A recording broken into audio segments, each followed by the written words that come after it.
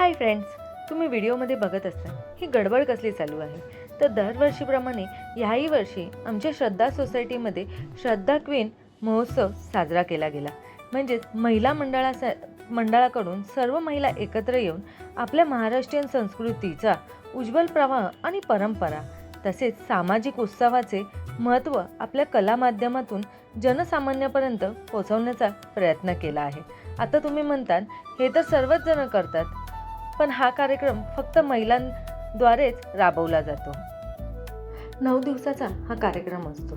तर त्यामध्येच आम्ही केलं आहे एक छोटंसं नाटक. तर व्हिडिओ शेवटपर्यंत नक्की पहा. शक्ती स्वरूपा आई म्हणजे जिजाऊ आणि शक्ती सामर्थ्य प्रदाता म्हणजे श्री शिवराय हे आपले लढाईचे आत्मिक बळ आहे. म्हणूनच यावर्षी आम्ही ही श्री शिवचरित्र गाथा सादर करीत आहोत. नोव्हेंबर-डिसेंबर महिना आला की चाहूल लागते ती श्रद्धा क्वीन महोत्सवाची. तर पाहूया या व्हिडिओच्या माध्यमातून पूर्वतयारी, मेहनत व मजा.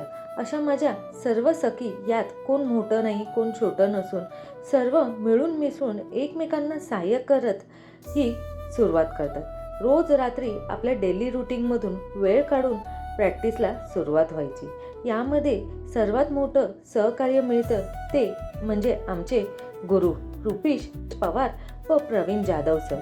हे दोघेही त्यांच्या स्वतःच्या कामातून वेळ काढून आम्हाला शिकवायला यायचे.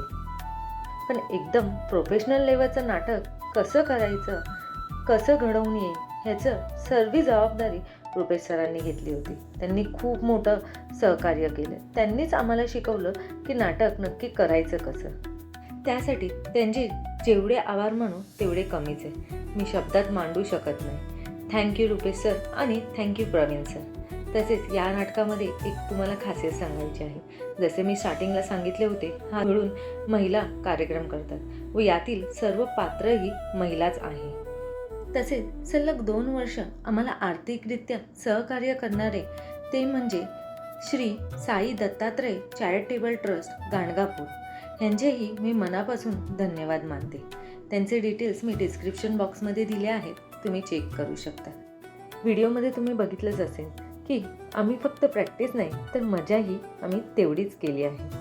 चला तर मग रंगभूमीला वंदन करून सुरुवात करूया एक छोटे घाणी नाटक श्री शिवचरित्र गाथा.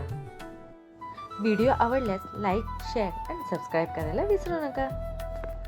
देवगिरीच्या पाडावानंतर ठेचला गेलेला या देशीचा हुंकार, आनंद नाम संवत्सर ज्येष्ठ शुद्ध त्रयोदशी शके 1596 म्हणजेच 6 जून सन 1674 रोजी रायगडावरून धडाडलेल्या तोफेंच्या आवाजासरशी उठला.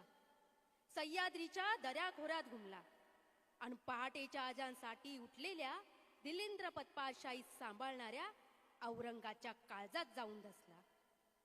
या मराठी तोफेंचा आवाज इतका बुलंद होता की दिल्ली, आग्रा, गोवळकोंडा, आदिलशाही, बेरीजशाही, कुतुबशाही यासारख्या राज्यांच्या कोटांवर आवासून बसलेल्या गुजमलंग, लाणकासी, बिलाल बांगडी, मेंढा, निसान अली, फतेह मुलूक, सावरी, गजदेह याशिवाय धूर्त टोपीकरांच्या सिलुंजा आणि सनग्रेस यासारख्या अतिप्रचंड तोफा देखील दहशत खाऊन गप्प बैसल्या. ऐतदेशी या हिंदभूमीत मराठी राजा छत्रपती होणे काही साधी गोष्ट नव्हती.